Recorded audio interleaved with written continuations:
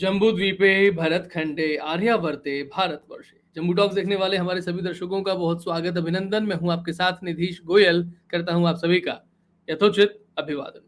कभी भी पराधीन नहीं रहा है भारत। इस श्रृंखला के 5 एपिसोड हम कर चुके हैं और आज आपके लिए ये छठा एपिसोड हम प्रस्तुत कर रहे हैं, जिसे आपके सामने मूल प्रस्तुति जिनकी जा रही है वो है प्रोफेसर रामेश्वर मिश्र पंकज जी। और आज हम जो विषय इस भाग में लेने वाले हैं, कभी भी पराधीन नहीं रहा भारत, वो है बाबर की कब्र और हुमायूं का मकबरा, अंतहीन गप्पे, या फिर यूं कहूं कि झूठी कब्रें और जाली इतिहास।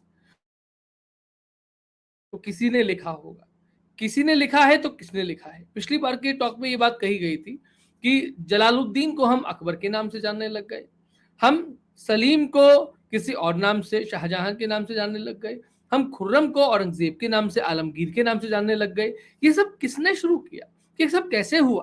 क्या हिंदू और मुसलमानों के बीच में वाकई में इतना अलग अलग हम एंटिटी के तौर पे देखें जितना एंटिटी के तौर पे हम आज देखते हैं? क्या सदियों से ये उसी तरीके से अलग अलग एंटिटी रही है, या फिर इसको अलग एंटिटी बना देना ये भी एक षड्यंत्र का भाग रहा है? वो षड्यंत्र के बारे में हमें मालूम होना चाहिए, because this is a narrative war.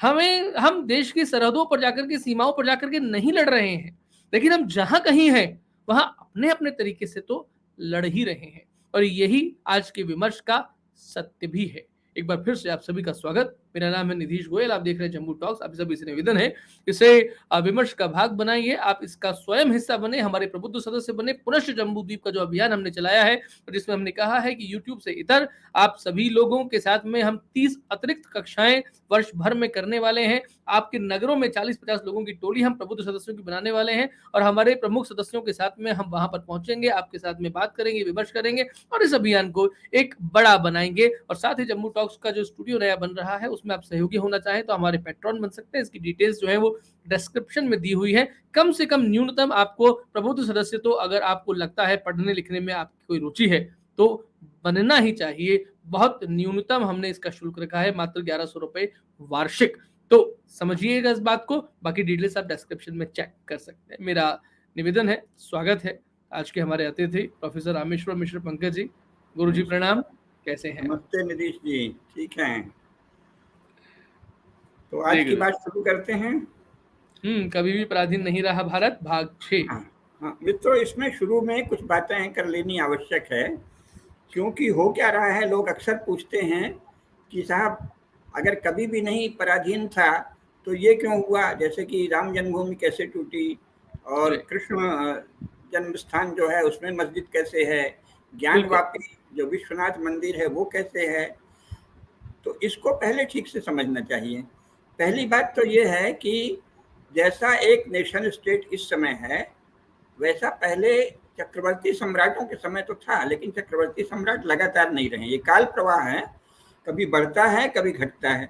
तो जब चक्रवर्ती सम्राट थे तब तो वो सारे राष्ट्र की खबर रखते थे, लेकिन जिस समय चक्रवर्ती सम्राट नहीं हैं, कई राजा हैं अलग अलग, उस समय दूसरे राज्य में क्या हो रहा है इसको वो अपने धर्म पर आघात और तत्काल तिलमिला उठें, ऐसा उतना सजग भी नहीं थे, और दूसरे के राज्य में एकदम सेना ले जाना भी संभव नहीं है। जैसे कि मान लीजिए अकबर, और इसमें जो मुईउद्दीन है, जिसको वो लोग आलमगीर या औरंगजेब कहते हैं, उसने ज्ञानवापी में अचानक ये कह के कि साहब ये जो जयसिंह हैं इन्होंने शिवाजी को भागने में मदद की, तो हम इनके पिताजी और पुरखों का बनवाया हुआ मंदिर जो विश्वनाथ मंदिर है मूल, जिसे अब ज्ञानवापी जहाँ था, तो उसको तोड़ देंगे। अब ये सब इतनी जल्दी से होता है, कोई ऐसा नहीं है कि उन्होंने घोषणा की कि देखो हिंदुओं हम तुम्हारा मंदिर तोड़ने जा रहे हैं, तो वो तोड़ दिया झटके से। अलग अलग राज्य हैं, अब उस समय संघर्ष तो चल ही रहा। हम ये हमने एक भी बार नहीं कहा है कि हिंदुओं और मुसलमानों में कोई संघर्ष नहीं हुआ। कई प्रकार के संघर्ष हिंदुओं के भी होते थे, वो दूसरी तरह के थे। वो केवल जमीन के संघर्ष थे कि हम अपना राज्य बढ़ा लें, उसका राज्य हम ले लें, ऐसे हिंदुओं के आपस में भी संघर्ष चलते थे।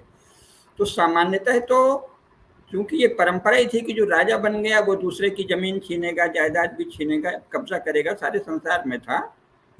तो पहले तो इसी को देखते थे, अच्छा उसने उनका कर लिया, अच्छा वो मुसलमान है, इसकी ओर ध्यान तब जाता था जब वो ये कुछ अस्वाभाविक काम करे। लेकिन कोई भी मुस्लिम राजा निरंतर तो ऐसा कुछ करता नहीं था।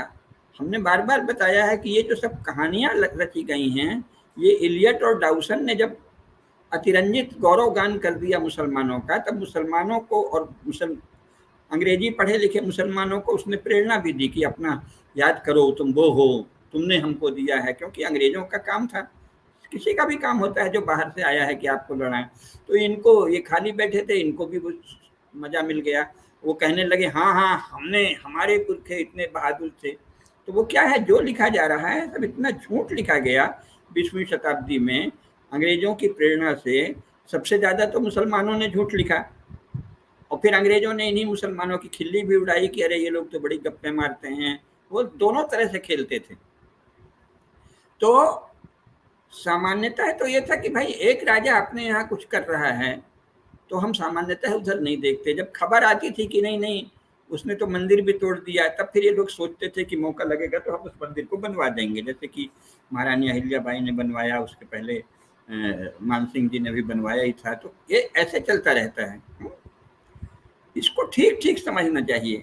अब वर्णन ऐसे करते हैं जैसे कि कोई हिंदुओं के विरुद्ध मुसलमानों ने सार्वजनिक घोषणा कर रखी है कि चलो हम तुम्हारे मंदिर तोड़ेंगे, और हिंदू इतने कमजोर थे कि वो रक्षा नहीं कर पाए। तो ये किसी भी घटना के विषय में ठीक ठीक जानना चाहिए, ऐसा कुछ था ही नहीं।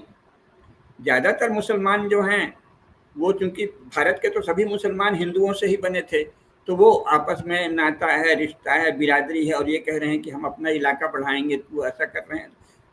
राज्य का लोभ, संपत्ति का लोभ, ये सब चल रहा है।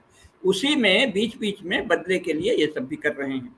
तो ऐसा जब कर रहे हैं, उसके पीछे इस्लाम की प्रेरणा है। क्योंकि इतना पाशविक, इतना बर्बर, इतना नृशंस, इतना नीचतापूर्ण, इतना घृणित, इतना एकदम जो असहनीय हो, ऐसा कोई भी हिंदू राजा नहीं करता था। लड़े जमीन, राज्य ले लिया, उसके कुछ नियम हैं कि अगर राज्य लिया भी तो धर्म उनका ही चलने देंगे, संस्कृति उनकी ही चलने देंगे। संस्कृति मतलब सब हिंदू ही थे, लेकिन जो भी वहाँ की उपासना पद्धतियां हैं, जो भी पंथ है, संप्रदाय है, ये विचार था कि इसको छेड़छाड़ नहीं करेंगे।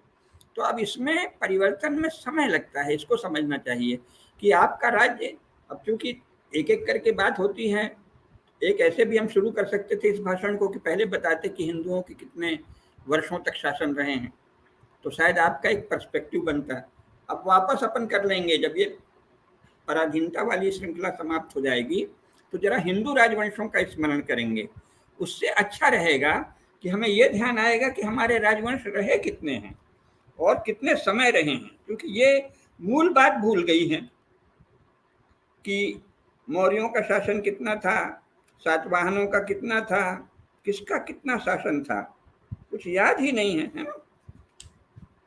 जैसे सूर्यवंशी क्षत्रियों का शासन कितने विशाल क्षेत्र में था, फिर चंद्रवंशी राजवंश कौन कौन थे, उनका क्षेत्र कहाँ था, है ना। फिर यदुवंशी यादव वंश का क्षेत्र शासन कहाँ कहाँ था, बृहद्रथ वंश है, प्रद्योत वंश है, शिशुनाग वंश है, नंद वंश है, मौर्य वंश है, सब भूल गए। शुंग वंश है, कण्व वंश है, सातवाहन वंश है, स्वयं महाराज विक्रमादित्य का शासन कहाँ तक है, पांड्यवंश कहाँ है, चेर कहाँ है, चोल कहाँ है, चालुक्य कहाँ है, पल्लव कहाँ है, राष्ट्रकूट कहाँ है, कलचुरी कहाँ है, होयसल कहाँ है, सेउण यादव कहाँ है, विजयनगर साम्राज्य का कहाँ तक था, वाडियार वंश कहाँ तक, कुछ भी याद नहीं रखते। दिमाग में हो गया है अंग्रेजों के समय से, क्योंकि वो तो छोटे इलाके से आए थे, इंग्लैंड से, और मूर्ख थे तब तक। धीरे धीरे पिछले 100 वर्षों में यूरोप में पढ़ाई लिखाई काफी बढ़ी है। उसके पहले वो तो अनपढ़ से थे, उन्मादी से। तो बस ईसा सोचता है और दूसरा सब ऐसे सोचता है कि अरे ये तो क्या है, हिंदू मूर्ति पूजक है, कुछ भी एक तिरस्कार का बात। तो वो ऐसे वर्णन कर रहे हैं जैसे कोई गली मोहल्ले का मामला है। और अब हम भी ऐसे देखने लगे हैं। हिंदू जब आप कहते हैं तो पहले तो चित्त में ध्यान आना चाहिए कि हिंदू का अर्थ क्या होता है। विराट समाज। आज भी हिंदू माने 100 करोड़। जितनी बड़ी जनसंख्या में मुसलमानों के 54 राज्य हैं, नेशन स्टेट हैं, अंग्रेजों के भी और ईसाइयों के भी यूरोपियंस के, अंग्रेज तो खैर एक ही है, लेकिन यूरोपियों के कितने राज्य हैं? 36 बड़े बड़े राज्य हैं। उसके पहले वो और छोटे राज्य थे, अकेले जर्मनी के 300 राज्य थे, इंग्लैंड का 20 राज्य था। कुल मिला के तो वहाँ लगभग 12-13 हजार राज्य थे यूरोप में, उतने ही इलाके में, और आबादी बहुत कम थी, है ना। आज उनकी आबादी अगर सारे यूरोप का मिला लें तो भारत से तब भी कम है, लेकिन 36 राज्य हैं, ठीक है। और यहाँ आप सोचते हैं वो इंग्लैंड वालों ने ये दिखा दिया, तो ऐसे ही दिमाग में आता है हिंदू हैं, मुसलमान हैं। तो भाई हिंदू माने क्या? विराट शासन, हजारों हजार कब से राजवंश चले आए हैं, तो जो उनको शासन का जैसा अभ्यास था कि भाई अपनी मर्यादा में रहो, अपने ऐसे करो, तो वो धीरे धीरे मुसलमानों का समझ में आया। और सारे मुसलमान भी ऐसे नहीं थे, हिंदुओं को मिला लेते थे। अब जैसे अकबर ही था, वो तो गाय की पूजा भी करता था, सूर्य की पूजा भी करता था। बहुत से लोग ऐसे थे पंडितों, और उनको सारा ही जितने भी ये मुस्लिम हुए हैं, तो वो कोई ऐसा तो नहीं है कि उनके यहाँ केवल मुस्लिम मंत्री होगा, मुस्लिम सेनापति होगा, मंदिर बिल्कुल नहीं रहेंगे। तो पहले सिचुएशन को समझिए। एक ऐसा चल रहा है कि मंदिर भी है, पूजा पाठ भी हो रही है, हिंदुओं के मंदिर भी बन रहे हैं, मुसलमान हिंदू सेनापति भी है मुस्लिम शासन में, हिंदू कोषागार भी है, बहुत सारे अफसर हैं, सेना में हैं, मंत्री परिषद में हैं, सब शासन संभाल रहे हैं। शासन संभालने का क्या अर्थ है? थोड़ा सा ध्यान रखें। शासन संभालने का अर्थ है कि बाकायदे उनका घर है, द्वार है, रिश्तेदारी है, संपत्ति है, उसकी रक्षा कर रहे हैं। तो ये कोई भाव थोड़ी है कि हिंदू और मुसलमानों में बस युद्ध मचा हुआ है, इस तरह से कल्पना करते हैं। तो ऐसा तो है नहीं, क्योंकि कोई भी मुसलमान अपने बल पर, केवल मुस्लिम सेनाओं के बल पे तो कभी लड़ा ही नहीं है। तो कैसे आना जाना है? अब इसमें जो एकमात्र अब मुसलमानों की जो विशेष पहचान है वो ये है कि इनको कोई मर्यादा नहीं है, कोई सीमा नहीं है, कोई सभ्यता नहीं है, किसी भी सीमा तक नृशंसता कर सकते हैं, अत्याचार कर सकते हैं। इसको अच्छा हमेशा नहीं करते, जब पिट जाते हैं या जब हिंदुओं से सहयोग कर रहे हैं तो उनसे बराबरी का, बंधुता का व्यवहार करते हैं। पंडित जी लोग भी रहते थे, हर मुस्लिम दरबार में उनको पंडित जी ही कहा जाता था, इज्जत भी होती थी, मंदिर भी हैं। आखिर बहुत सारे, यहाँ तक कि ये जो मीर जाफर वगैरह का है, तो ये मीर जाफर और मीर कासिम, तो मीर कासिम रोज ही दुर्गा मंदिर जाता है और काली घाट में जाता था, कोलकाता में काली माई के दर्शन करता था। ये तो अभी की बात है ना, अंग्रेजों के समय तक की। अधिकांश जगह मुस्लिम जागीरदार या मुस्लिम राजा जो हैं वो मंदिर भी चले जाते थे, प्रणाम भी करते थे। ये किताबों में जो लिखा है, ये सबसे ज्यादा तो अंग्रेजों ने भड़काया और फिर इनको घमंड आ गया तो ये किताब लिखने लगे। ऐसा कोई काल नहीं है जबकि कोई भी मुस्लिम राजा साथ में मंदिर नहीं जाता हो, या मंदिर को सहयोग नहीं करता हो, या पंडितों का सम्मान नहीं करता हो, या मंदिर जाने वालों का सम्मान नहीं करता हो। उस पूरी सिचुएशन को समझिए। तो उसमें क्या है कि अचानक जैसे कोई दस्युदल की तरह अचानक वो कर दिया, तोड़ दिया। अब तोड़ दिया तो राज्य अलग है, सब नियम बने हैं, तो भाई कब जाएंगे वहां, कैसे जाएंगे? चक्रवर्ती सम्राटों के दौर में तो ये नहीं हुआ है। जब तक भारत में चक्रवर्ती सम्राट थे तब तक तो ऐसा नहीं हुआ कि कोई भी आए और मंदिर तोड़ दे, है ना। तो ये कब हुआ है? जब अनेक राज्य हो गए, उनकी सबकी सीमाएं हैं, आप दूसरे के राज्य में एकदम से जा नहीं सकते। जिन्होंने हिंदुओं को मिलाकर कहीं शासन कर लिया है, शेष समय मिले रहते हैं, फिर अचानक ऐसा करते हैं, तो जिसे कहते हैं अविश्वसनीय और सब प्रकार से नीच, कृतघ्न, नृशंस और बर्बर, लेकिन सामने कई बार सभ्य भी बनने वाले, कई बार मेल जोल भी रखने वाले। बड़ा ठीक ठीक समझिए उसको कि ऐसी स्थिति है, जटिल स्थिति है, जो आज भी है। आज क्या है? अब आज को आप अपवाद क्यों मानते हैं? आज क्या है? बहुत सारे मुसलमान भाजपा से जुड़े हैं। भाजपा वाले, अब तो मुसलमानों को लड़की देने वाले भी भाजपा के नेता आ गए। लेकिन इसके पहले क्या था? मान लो लड़की तो अभी देने का नया एक पाप शुरू हुआ है, लेकिन उसके पहले मुसलमानों को अपने से मिलाया ना भाजपा ने, और संघ ने मुस्लिम मंच बनाया। तो क्या समस्या है, क्यों कर रहे हैं? तो ऐसे ही उस समय भी था, मुसलमानों से मेल जोल भी चल रहा है, अपना अपना दांव पेच भी चल रहे हैं। तो अपने समय को अपवाद मानकर कल्पना में मत जिए। जैसे अभी हो रहा है, कांग्रेस ने कितने सारे मुसलमानों को महत्वपूर्ण पद दिए, मुसलमानों से मेल जोल बढ़ाया, और फिर भाजपा आई, भाजपा भी वही कर रही है। तो हिंदू मुस्लिम एक दूसरे से अलग रहें, ये व्यवस्था भी हो सकती है। कायदे से तो ये व्यवस्था पाकिस्तान बनने के साथ ही हो गई थी, इसके बाद यहाँ एक भी मुसलमान नहीं रहना चाहिए था। अब आपके राजनेता कुछ विचित्र से निर्णय ले लें और उसके बाद आप हिंदू समाज के विषय में करने लगें।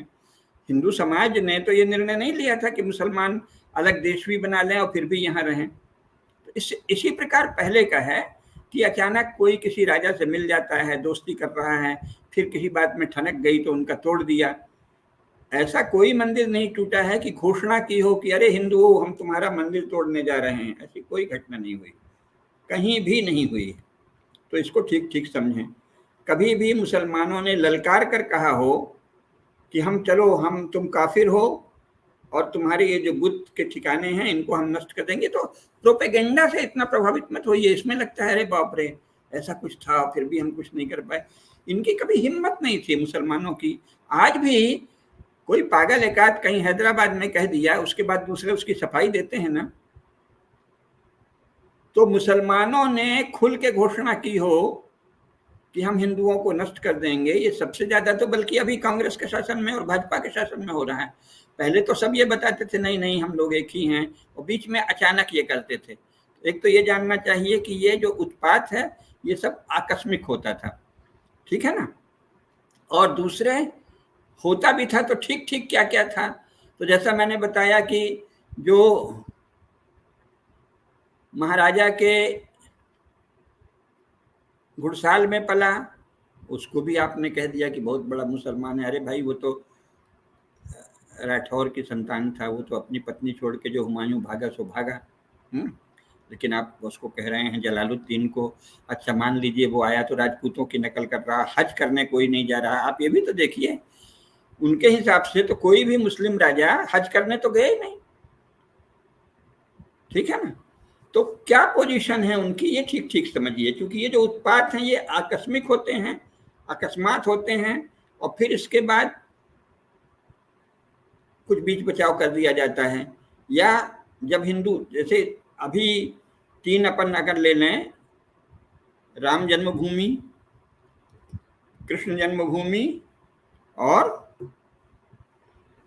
ज्ञानवापी यानी विश्वनाथ मंदिर, तो तीनों में क्या है, लगातार लड़ाई चल रही है।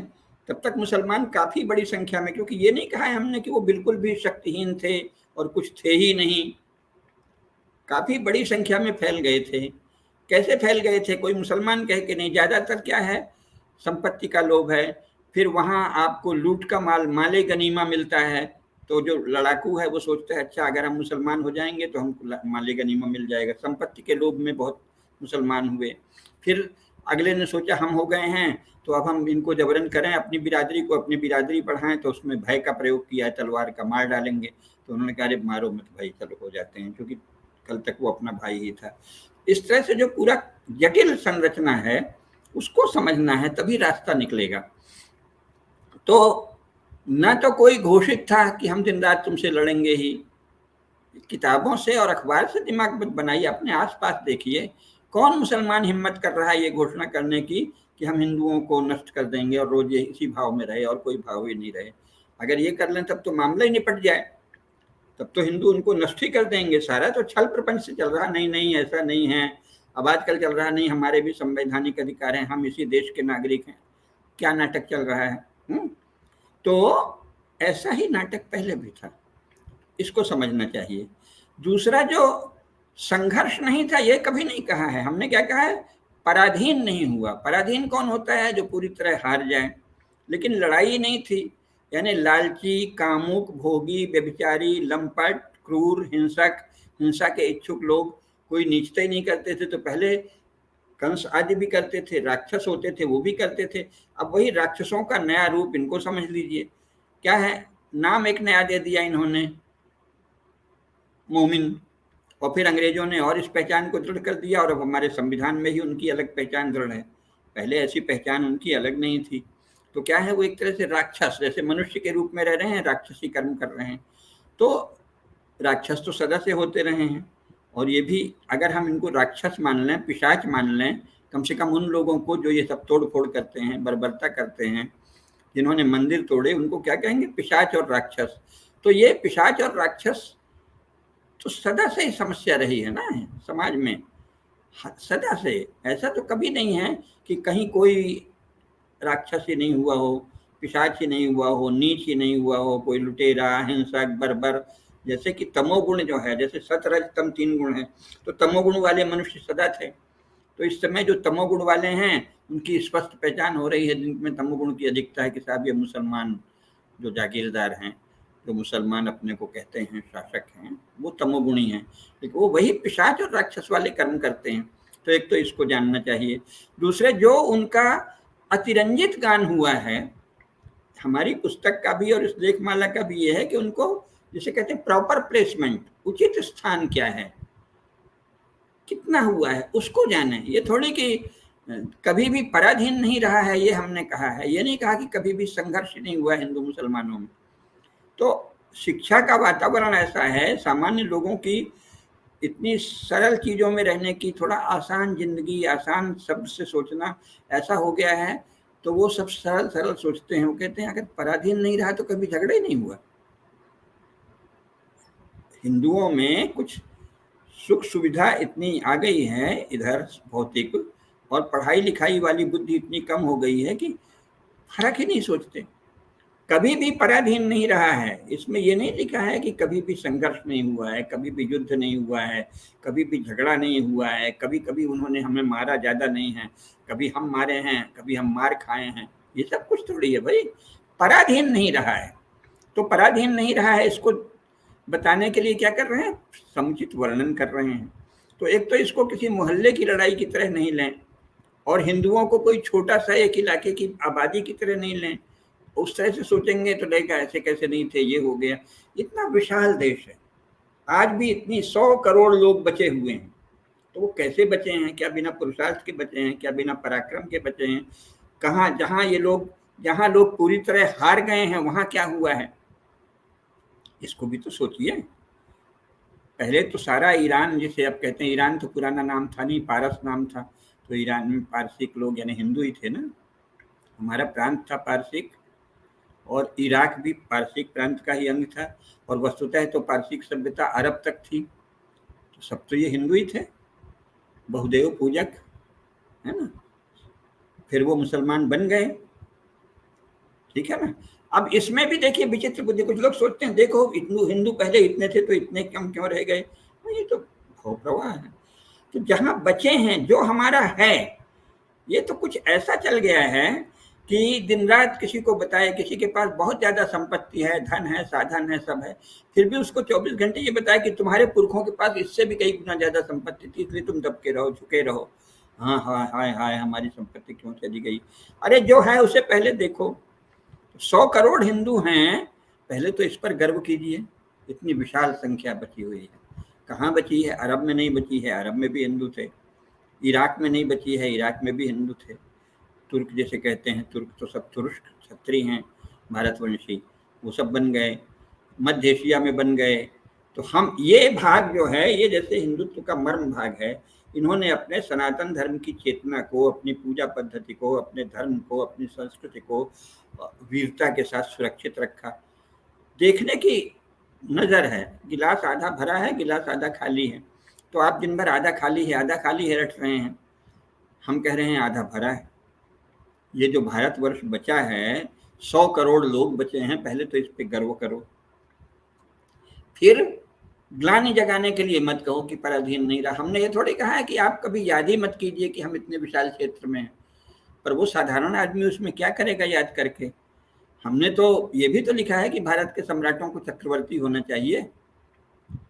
संसद में जब सेंगुल स्थापित हो रहा था, चूंकि नरेंद्र मोदी जी सिंह की तरह चल रहे थे, तो मैं कितना गर्वित हुआ, मैंने कहा चक्रवर्ती नरेंद्र। प्रोफेसर कुसुमलता केडिया तो हमेशा ही कहती हैं हमारा नरेंद्र चक्रवर्ती सम्राट बनेगा, चक्रवर्ती। तो हम अपने मूल क्षेत्र को नहीं याद रखें, ये तो हम नहीं कह रहे हैं। हम पहले बहुत विशाल क्षेत्र में थे, इसको याद रखें, ये भी नहीं कह रहे हैं। हम तो चाहते हैं कि हमारे शासक चक्रवर्ती बने। अभी तो उल्टा है, अभी तो जो शासक बनता है वही पता नहीं क्यों हाथ मलते हुए, नहीं नहीं हमने कभी किसी पर आक्रमण नहीं किया, हम बड़े सज्जन थे। ये किसने सिखाया? अंग्रेजों ने सिखाया। फिर और किसने सिखाया? वो गांधी जी ने सिखा दिया। आप तो गांधी जी के चेले बने हैं, गांधी जी के चेले कहीं शासन करेंगे? उनका तो अपना घर तक तो, भाई नेहरू तो इतना होशियार थे कि उन्होंने तो अपनी औलादों को स्थायी शासक ही बना दिया 60 साल तक भारत का। और गांधी जी की पद्धति में तो गांधी जी का परिवार भी आज कोई नहीं याद रखता, है ना। तो जो इस तरह की विनम्रता दिखाता है उसका क्या हर्ष होता है? हम तो कभी किसी पर आक्रमण नहीं करते, हम ये नहीं करते, उसका क्या परिणाम होता है? आखिर इस संसार में आप आए हैं तो पहला कर्तव्य है ना कि अपने वंश को बढ़ाइए, अपने कुल को बढ़ाइए, फिर अपने जनपद को बढ़ाइए, फिर अपने राष्ट्र को बढ़ाइए, समृद्धि बढ़ाइए। तो अगर हीनता के भाव आ गए तो क्या होगा? तब यही होगा। तो हीनता का भाव नहीं आए इसलिए कह रहे हैं। हम 100 करोड़ हैं, अभी इसको स्मरण करें इसलिए कह रहे हैं। हमने सदा संघर्ष किया है इसलिए कह रहे हैं, कभी भी पराधीन नहीं रहा। इसको याद करो। याद क्या करें और कैसे करें, सारा खेल इसका है। मुसलमान कभी यहाँ लड़े ही नहीं, उन्होंने अत्याचार ही नहीं किया, उन्होंने मंदिर ही नहीं तोड़े। इतना बड़ा झूठ कोई बोलेगा क्या? और जो बोलेगा उसका वो किस काम का आदमी होगा? तो ये तो नहीं कह रहे हैं कि आप मान लें कि नहीं नहीं हम इतने ताकतवर थे, कोई मंदिर नहीं तोड़ सकता था, और मजाल क्या थी कि कोई एक मंदिर की ओर आंख उठा दे। ये तो नहीं कहा है हमने। हमने कहा है कि फिर भी हम 100 करोड़ बचे हैं, फिर भी हम बहुत बड़े क्षेत्र में सनातन धर्म की उपासना कर रहे हैं।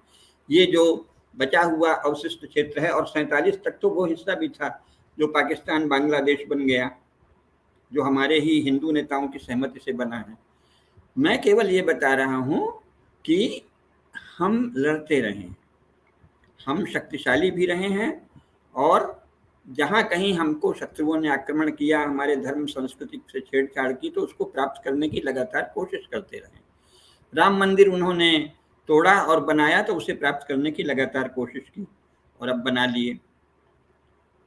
अब आप कहेंगे इतनी देर लगी, वो सब देखिए विषयांतर हो जाएगा। क्योंकि वस्तुतः क्या है, अगर कोई सच्चा हिंदू संगठन होता और हिंदू शासक होता जवाहरलाल की जगह, कोई भी हिंदुत्व भावना का, यानी नेताजी सुभाष चंद्र बोस होते, या कोई और समझदार व्यक्ति होता, कल्पना कर लें अभी कि कोई होता, वीर महारानी लक्ष्मीबाई या कोई तेजस्वी नेता, तो वो क्या करता? जैसे ही क्योंकि पाकिस्तान बन गया है, तो जहाँ जहाँ सबसे पहले राम जन्मभूमि में, कृष्ण मंदिर में और ज्ञानवापी में आक्रमण कर देते हिंदू। सीधी बात है, अरे मारो मारो मारो, हमारा मंदिर ले गया, हमारे ये ले गया, अब तो पाकिस्तान गए, जाओ सब पाकिस्तान जाओ। स्वाभाविक होना चाहिए, और ये कर भी रहे थे। उनको गांधी और नेहरू ने रोका। कई जगह ये कोशिश थी कि हटो अब। जामा मस्जिद पर हिंदुओं ने कब्जा कर लिया था। किसने गोली चलाई, किसने लाठी चलाई, किसने रोका?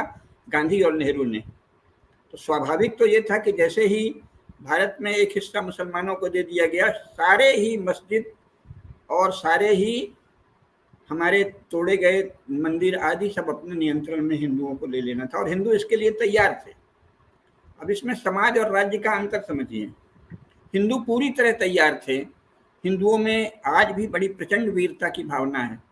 तो हम 1947 में ही सारे ही अपने मंदिर जो तोड़े गए हैं वो स्वाभाविक रूप से ले लेते। 30,000 मंदिर, जो कि स्वयं जो पुरातात्विक विभाग है, आर्कियोलॉजिकल डिपार्टमेंट है, उसकी लिस्ट है। तो वो 30,000 तो हम 47 में तत्काल ले सकते थे, तो क्यों नहीं ले पाए? हम जो बता रहे हैं वो ये कि हमारा जो राजनीतिक नेतृत्व है वो अगर सही होगा तो हम सही होंगे, और अगर राजनीतिक नेतृत्व गलत हुआ तो हम फिर से मार खाएंगे। ये बताना है ना। तो हम पराधीन तो हिंदू समाज कभी हुआ ही नहीं, लेकिन संघर्षरत रहना पड़ा, युद्धरत रहना पड़ा, क्योंकि दूसरी तरफ अधर्मी थे, नीच थे, नृशंस थे, बर्बर थे।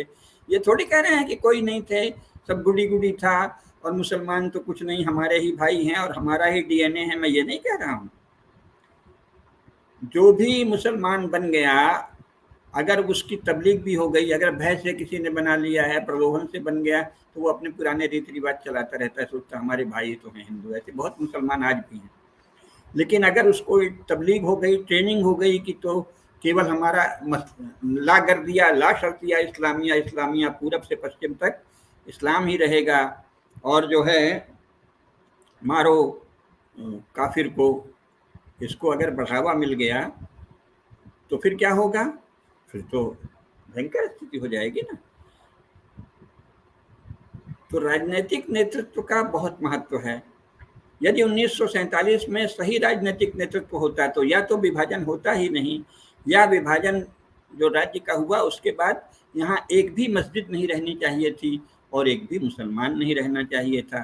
तो राम मंदिर और कृष्ण मंदिर और विश्वनाथ मंदिर तो बहुत छोटी चीज है, पूरे 30,000 हमारे मंदिर होने चाहिए। तो क्यों नहीं है? क्या हिंदुओं की इच्छा नहीं थी? हिंदुओं की पूरी इच्छा थी, राजनीतिक नेतृत्व की विफलता से। तो कभी भी पराधीन नहीं रहा है भारत का अर्थ ये नहीं है कि मुसलमान कहीं जागीरदार ही नहीं हुए, कि मुसलमानों ने अत्याचार ही नहीं किया, कि मुसलमानों ने मंदिर तोड़ा ही नहीं, कि मुसलमानों ने हिंदू धर्म को नाश करने की इच्छा ही नहीं की, कोशिश ही नहीं की। ये मैं नहीं कह रहा हूँ, वो तो लगातार किए, इतना अकाट्य प्रमाण है। लेकिन कितना किया, कितना वो सफल हुए, कितना हम सफल हुए, इसको ठीक ठीक जाने। तो ये जानना चाहिए। जैसे वो झूठ हम बता रहे हैं, झूठ क्यों बता रहे हैं? Proper placement. इतने मुसलमान थे, इतनी शक्ति थी, इतनी शक्ति में इन्होंने ये पाप किए, सावधान हो जाओ। यहाँ हम कोई प्रेम का पाठ नहीं पढ़ा रहे हैं, हम तो सत्य बता रहे हैं और आप सावधान रहिए। इनके पास इतनी शक्ति थी, इन्होंने ये किया। वर्तमान में तो उनकी शक्ति और संख्या सब बढ़ाई जा रही है, तो वो तो भयंकर अनिष्ट हो जाएगा। वो भी हमारा इशारा है कि भाई अगर इतने कम रह के ये ऐसा करते हैं, झूठ झाड़ सब करके, तो ज्यादा संख्या होने पर और राजनेता का संरक्षण होने पर, अभी अभी हमने देखा है 1947 में कि पाकिस्तान और बांग्लादेश बाद में बन गया, पहले पूर्वी पश्चिमी पाकिस्तान बना और वहां से धीरे धीरे हिंदुओं का सफाया हो गया, है ना। और स्वाभाविक रूप से बचे हुए हिस्से में एक भी मुसलमान नहीं रहना चाहिए था, एक भी मस्जिद नहीं रहनी चाहिए थी, वो हिंदू राजनेताओं ने ये रहने दिया। तो पापी कौन है? हिंदू राजनेता। आज भी अगर मुसलमानों को अनुचित संरक्षण मिल रहा है कहीं अल्पसंख्यक कह के, तो उसके लिए दोषी कौन है? राजपुरुष, शासक, हिंदू शासक। पापी कौन है? हिंदू शासक। आप केवल मुसलमानों की चर्चा करते रहें तो भाई उनका तो वो स्वभाव है, वो तो ये करते ही हैं। उनको संरक्षण कौन दे रहा है? तो संरक्षण दे रहे हैं हिंदू शासक। ये बता रहा हूं मैं। और कितनी शक्ति है, कहीं नहीं तो आप पश्चिम मत हो जाएं, अरे बाप रे हिंदू शासक भी इनका साथ दे रहे हैं और ये इतने शक्तिशाली हैं। तो तथ्य बता रहे हैं कि नहीं नहीं, इतनी प्रॉपर प्लेसमेंट ये है, ये इनकी शक्ति है, ये नहीं। तो मैंने पिछली बार क्या बताया? पिछली बार बताया कि उसके पहले अंग्रेजों के समय बता गया हूं, बड़े विस्तार से इसलिए नहीं बता रहे हैं, कम से कम 25 से 30 श्रृंखला हो जाएगी, तो संक्षेप में कर रहे हैं कि जब अंग्रेज आए तब भारत किसके अधीन था? सबसे ज्यादा बड़ा राज्य मराठों का था और उधर राजपूतों का था। राजपूतों का राज्य इंग्लैंड से 6 गुना बड़ा था और मराठों का राज्य इंग्लैंड से 26 गुना बड़ा था। इंग्लैंड की कोई हैसियत नहीं थी, तो वो भीख मांगते हुए आए थे कि हमको व्यापार करने की छूट दे दो। फिर हिंदुओं में फूट थी, हिंदू के रूप में राजनीतिक चेतना नहीं थी, जो आज भी नहीं है। आप कहेंगे कि अब है, तो कहाँ है? अभी भी तो कांग्रेस और भाजपा में फूट है, फिर समाजवादी और ये सब दल हैं, सब तो हिंदू ही हैं।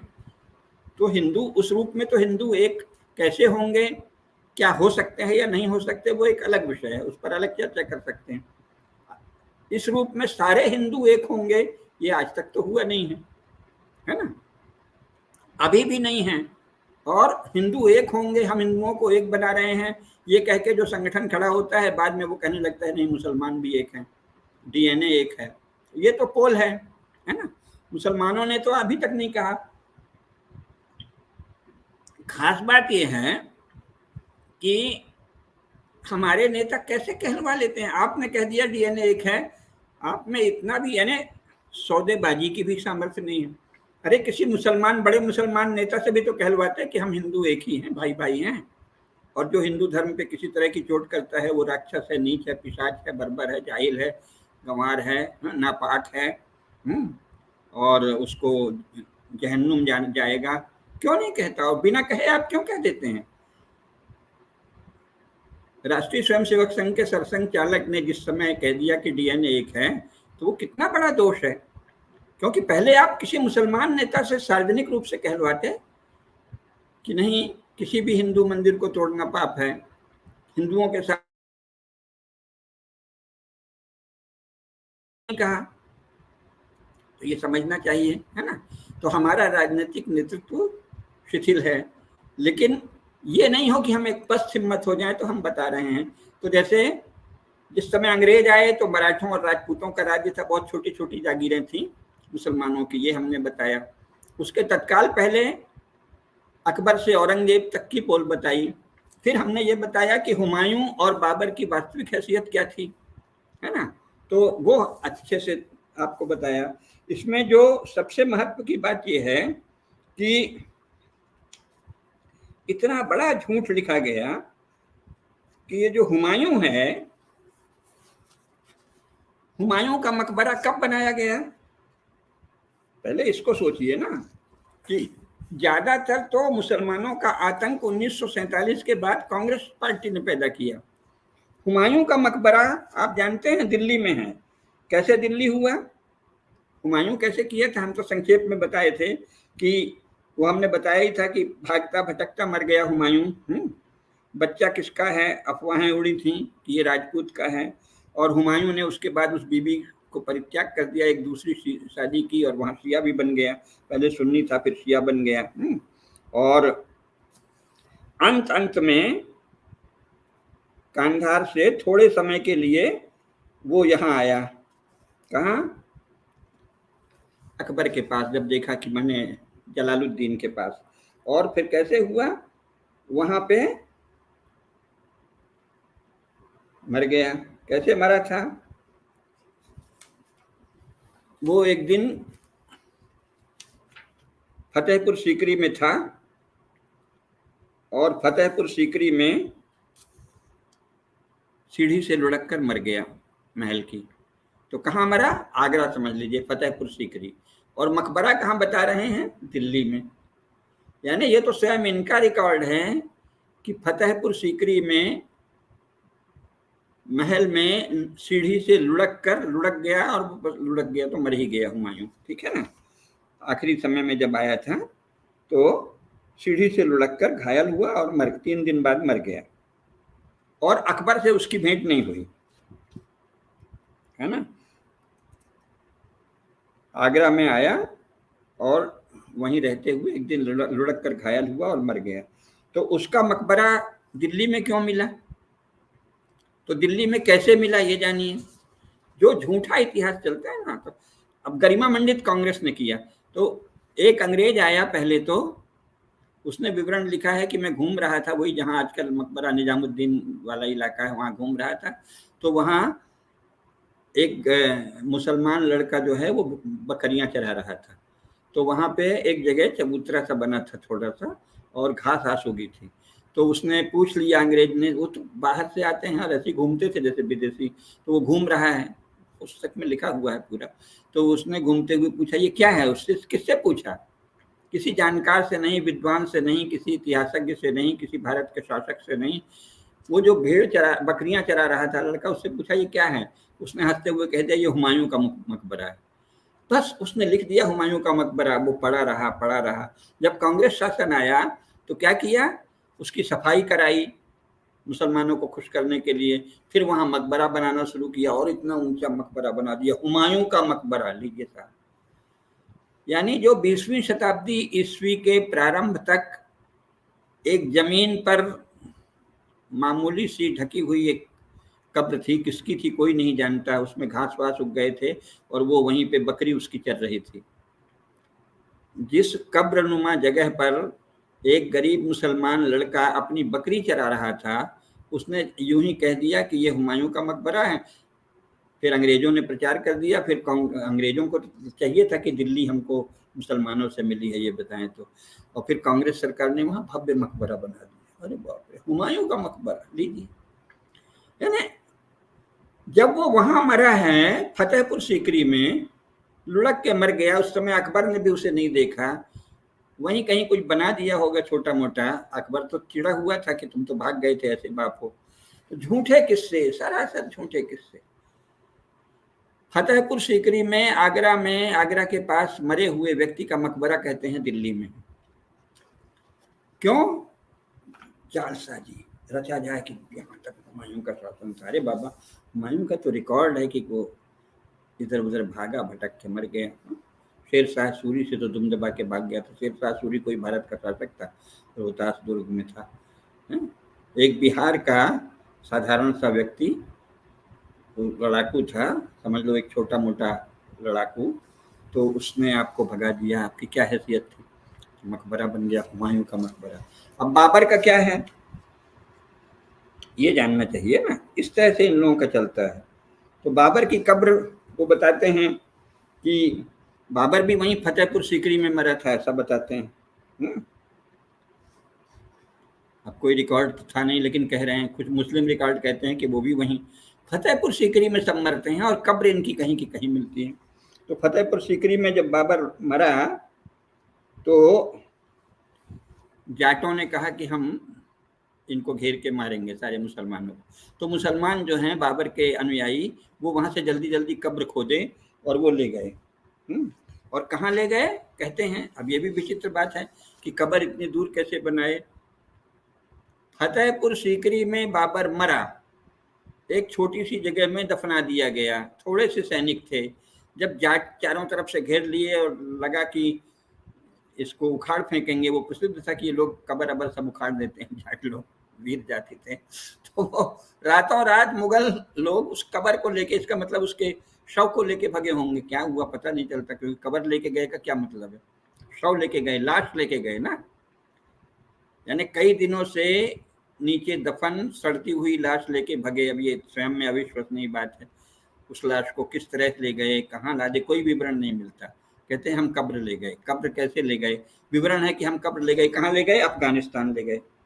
लीजिए, और बोले हम अफगानिस्तान में काबुल के पास जाके, काबुल के पास बाबर की कब्र है। मरा कहाँ? फतेहपुर सीकरी। कई दिन वहां कैद रहा, मतलब दफन रहा। जब जाटों का हल्ला हुआ कि जाट आ रहे हैं कब्र खोद देंगे, तो वो कहते हैं कि हम भागे और काबुल में जाके कब्र बना दी। तो लाश कैसे ले गए, लाश को कितने लोग ले गए, लाश में बदबू थी या नहीं थी, सड़ी हुई लाश कहाँ कहाँ से ले गए, बीच में कहाँ रोके, कहीं खाए पिए नहीं, कुछ वर्णन नहीं है। जाहिर सब गप है। अब वहाँ काबुल के पास बाबर की कब्र है। झूठी कब्रें, झूठे मकबरे, झूठा जाली इतिहास, ये सब जानना चाहिए। किस तरह से ये लोग लिखते हैं, जो आदमी भागता भागता भटक कर मर गया वो बादशाह हो गया। बाबर तो बिल्कुल भटकता भटकता मर गया, और हुमायूं भी कोई हैसियत नहीं है। जिनकी अपनी, जहां मरे थे वहां कब्र नहीं है, जहां मरे थे वहां गाड़े जाने की जगह नहीं है, वो भारत के बादशाह हैं। वाह वाह। फतेहपुर सीकरी में मकबरा नहीं है, दिल्ली में मकबरा बना दिया कांग्रेस सरकार ने। और बाबर की कब्र कह दिया कि हम ले गए, ये नहीं बताया कि उसमें से लाश कब उठाए, कैसे ढोए, काबुल ले गए। काबुल तक लाश ले जाना मजाक है क्या? तो कितना बड़ा झूठ चल रहा है। ऐसे ही झूठ का कहीं कहीं थोड़ा बहुत सच भी होता है, तो उस सच में कैसे झूठ मिलाते हैं उसकी भी चर्चा करेंगे, है ना। उसमें क्या है कि बख्तियार खिलजी का बड़ा शोर होता है, यानी हिंदू समाज में ग्लानि जगाने का जैसे ठेका ले लिया है। बस बख्तियार खिलजी का आज उदाहरण दे देंगे, बाकी किससे बाद में बताएंगे। तो बख्तियार खिलजी जो है उसकी बड़ी कहते हैं कि अरे साहब क्या है हिंदुओं में क्या है, वो आया और मार के चला गया। मतलब किसी तरह आप में हीनता, झूठ। सच क्या है? 1000 घुड़सवारों में घुड़सवार लेके कि हमारे यहाँ, ये तो भारत में आप देखिए, जो सुंदर श्रेष्ठ न्यायशील समाज है वहाँ नागरिकों को स्वतंत्रता होती है। तो जो ये उत्पाती या राक्षस किस्म के लोग होते हैं, पिशाच, दस्युदल, वो उस अंत में नागरिकों की स्वतंत्रता भी अपहृत करते हैं। आप देखिए कि जब पहली बार ये खालिस्तानी आतंकवादियों ने मारकाट शुरू की थी, उसके बाद से इतनी सुरक्षा बढ़ी है और अब हर एमएलए को पुलिस सुरक्षा मिल रही है। मैंने उसी समय लिखा था कि भाई आतंकवादियों ने असल में तो नेताओं की सेवा की है। आतंकवादी बढ़े और पता चला कि साहब कहाँ, पहले मैं खुद दिल्ली में रहता था, तो हम लोग दिल्ली में रात को सड़क, मतलब बाहर मोहल्ले में या पार्क में कहीं भी गर्मी में चारपाई डाल के सोते थे सब लोग। जैसे गांव में होता है इसी तरह दिल्ली गांवों का एक बड़ा समूह सही था। दिल्ली का अधिकांश हिस्सा कोई मुंबई जैसा कोलकाता जैसा तो शहर है नहीं, तो हर इलाके में चारपाई बाहर डाली, गर्मी में सो गए और गप्पे कर रहे हैं देर रात तक। अब जो ये आतंकवादी आए तो इनका ये था, फिर कुछ अफवाह भी उन लोगों ने उड़ाई, अरे आतंकवादी आ गए, आतंकवादी आ गए, तो लोग डर के मारे भीतर सोने लगे।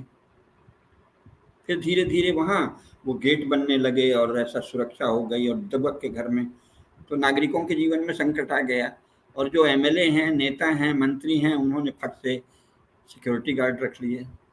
नागरिकों के पैसे से हर नेता को सुरक्षा मिल रही है। कहाँ तो गांधी जी ने वायसराय को कह दिया था कि अरे तुम्हारी सुरक्षा में इतने सैनिक तैनात हैं, वायसराय इससे अच्छा तुम मर जाओ। वायसराय को आप इतनी बड़ी तेजी दिखा रहे थे कि वायसराय तुम मर जाओ, क्योंकि तुम्हारी रक्षा में लगभग 50-60 पुलिस वाले तैनात हैं बस। और यहाँ हर नेता की सुरक्षा में, मंत्रियों की सुरक्षा में कितने सारे पुलिस वाले तैनात रहते हैं, बदलते रहते हैं। केंद्रीय मंत्रियों का तो कहना ही क्या, और प्रधानमंत्री और मुख्यमंत्री का तो कहना ही क्या। ये क्या किया? तो आतंकवादियों ने किसकी सेवा की? नेताओं की सेवा की। किसका नुकसान किया? नागरिकों का नुकसान किया। तो इसी तरह इनका भी ये था कि बख्तियार खिलजी के समय क्या था भाई, सबको भरोसा होता था, व्यापारी है, व्यापारी यानी महाजन। तुमने तो विश्वास तोड़ा भागे, कापुरुष, कायर, नीच। तो व्यापारियों का जुलूस बना के कि हम व्यापार करने जा रहे हैं। भव्य शहर था और मुक्त हृदय के नागरिक थे। नागरिक और महाजनों का तो सम्मान होता था, सौदागर आए हैं, सौदागर आए हैं, सौदागर महाजन, सम्माननीय चीज थी। तो सौदागर के वेश में ये चले। अगर इतने ही वीर थे तुम, कायर, नराधम, तो मुसलमान लड़ाके के वेश में आते ना। आप देखिए, सदा ही कायरों की तरह छिपकर, चूहे की तरह या और भी अधिक कायर ढंग से दबे हुए आते हैं और फिर उसकी टींग मारते हैं। इतनी बेशर्मी चली है, वो तो मारते हैं। इनके समर्थक तथाकथित सेकुलर, अरे तुम ऐसे थे, वो तोड़ दिया। अरे तुमको शर्म नहीं आती? तुम ये नहीं कहते कि साला इतना कायर था, तुझे अगर जलाना ही था विश्वविद्यालय तो छाती ठोक के आता कि इसमें चूंकि कुरान शरीफ के सिवाय दूसरी किताबें हैं, हम सब जला देंगे। दम है तो कहता है। कायर, कृतज्ञ, घृणित, नीच। तो वो सौदागर के वेश में आया और वहां पहुंच गया। जब पहुंचा, तब जब वहां पहुंचे तो वहां भिक्षु ही भिक्षु थे, बौद्ध भिक्षु। तो अचानक तलवार निकाली और मारने लगा। अब 1000 घुड़सवार तलवार के साथ मारना शुरू कर दें तो जो अध्ययन साधना में लगे हुए भिक्षु हैं बेचारे, दिन भर धम्मम शरणम गच्छामि, संगम शरणम गच्छामि, बुद्धम शरणम गच्छामि रट रहे हैं। वो बैठे वहां कह रहे हैं बुद्धम शरणम गच्छामि, धम्मम शरणम गच्छामि, संगम शरणम गच्छामि, और यहाँ तलवार से मारना शुरू कर दिया। तो वो क्या करेंगे? अब इसमें हिंदू की कायरता कहाँ से आ गई? और उस कायर की, जो सौदागर बन के आया, उसकी बहादुरी कहाँ से आ गई? लेकिन यहाँ यही दिखाते हैं। फिर उसने जला दिया इतना नराधम। अब वो कल्पना ही नहीं थी भाई, पंडित हैं, विद्वान हैं, भिक्षु हैं, सन्यासी हैं, निरंतर पूजित हैं, इनके विद्या का इतना बड़ा जो भंडार है जिसके प्रति सब श्रद्धा करते हैं, उसमें कोई आग लगा देगा, कल्पना ही नहीं थी। बड़े पैमाने पे चारों तरफ से आग लगा दी तो जलने लगा। अब इसमें बहादुरी कहाँ से आ गई? लेकिन अगर थी ही, आपको फिर भी बहादुरी लगती है भागो, तो फिर बाकी क्यों नहीं बताते? 10,000 घुड़सवार सैनिक बौद्ध विहार को चारों ओर से घेर लिया। पहले 1000 घुड़सवारों के साथ व्यापारी बनकर गया और बाकी सब छिपे हुए थे। जब वो वहां पहुंच गया और मारकाट शुरू करिए तो 10,000 जो जगह जगह रास्ते में टुकड़े टुकड़े में छिपे थे वो आ गए। 10,000 लोग आए और बौद्ध विहार को लूटने लगे और फिर आग लगा दी।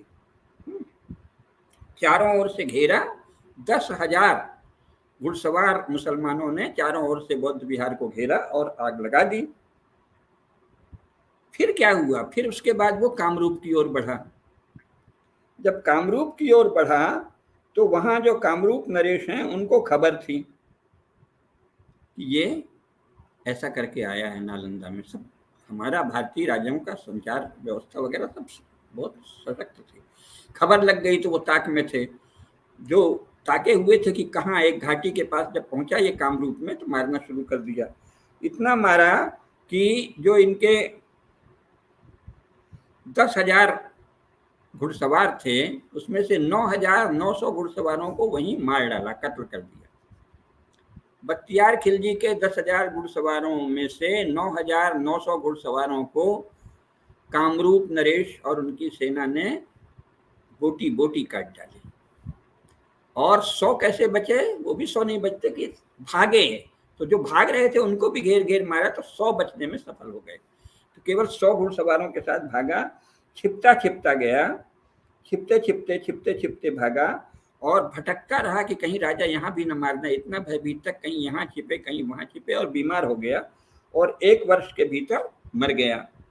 विक्रम संवत 1262 में उसने पुस्तकालय को और बौद्ध भिक्षुओं को जलाया और उसी संवत में उसकी सेनाएं नष्ट हो गईं और विक्रम संवत 1263 में वो मर गया, भय से, बीमारी से। अब ये आप नहीं बताते, तो ये कहाँ का इतिहास है? बख्तियार खिलजी ने बौद्ध विहार जलाया। कैसे जलाया? कायर था, कमीना था, धोखेबाज था, जनता में जो विश्वास था महाजनों के प्रति, व्यापारियों के प्रति, उसको भंग करने वाला नीच राक्षस था। ये नहीं कहते बख्तियार खिलजी ने बौद्ध विहार जला दिया।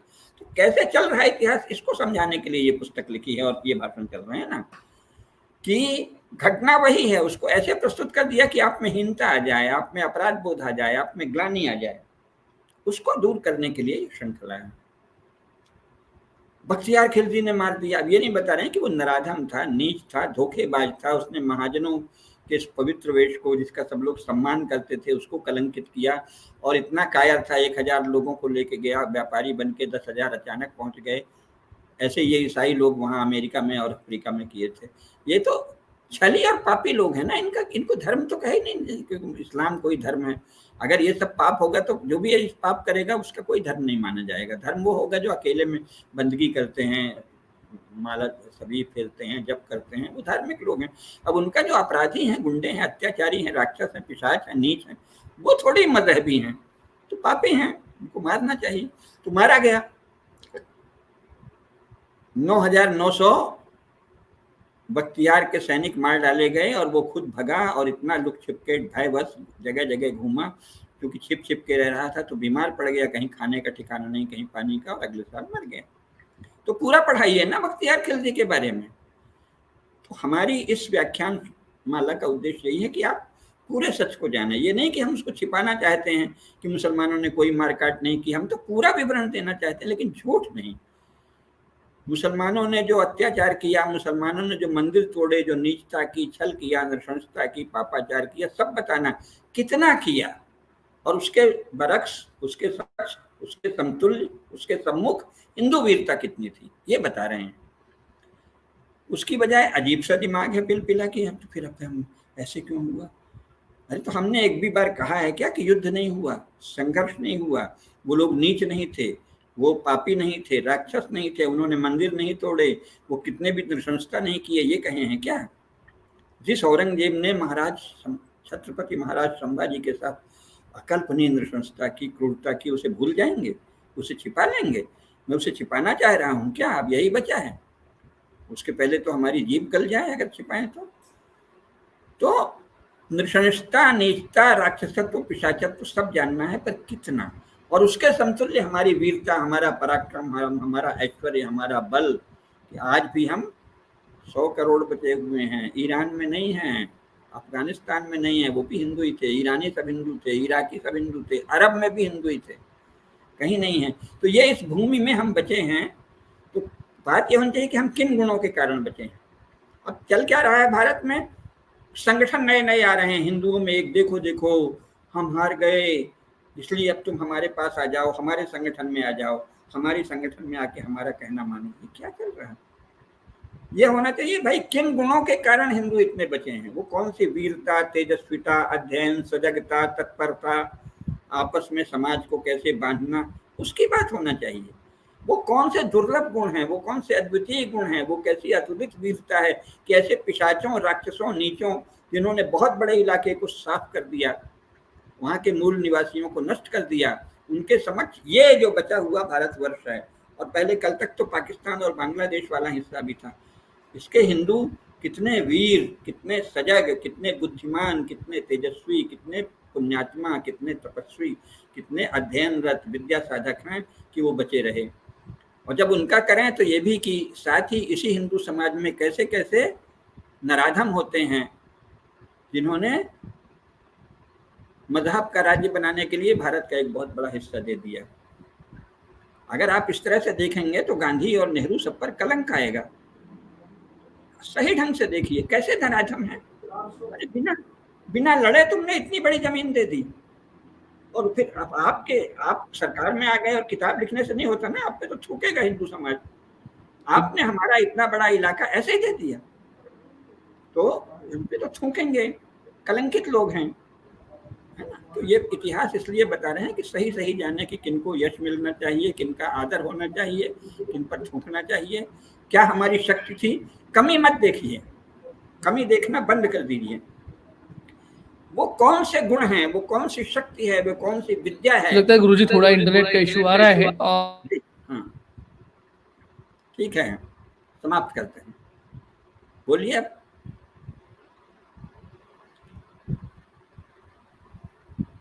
समापन करते हैं।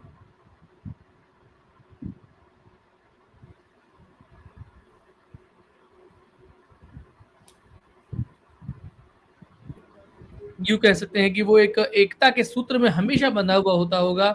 ये कोई आवश्यक बात नहीं है, जो बात हमें आज समझ में आती है, और ये हजारों सालों से इतना बड़ा भारत का इतिहास रहा है, और इतने 100 करोड़ से अधिक लोग एक ही देश में रहते हैं, उसके अलावा अलग अलग देशों में अलग अलग संख्या में लोग रहते हैं। तो हिंदू समाज को छोटा आंकना आज की दृष्टि में भी किसी भी तौर पे सही नहीं कहा जा सकता।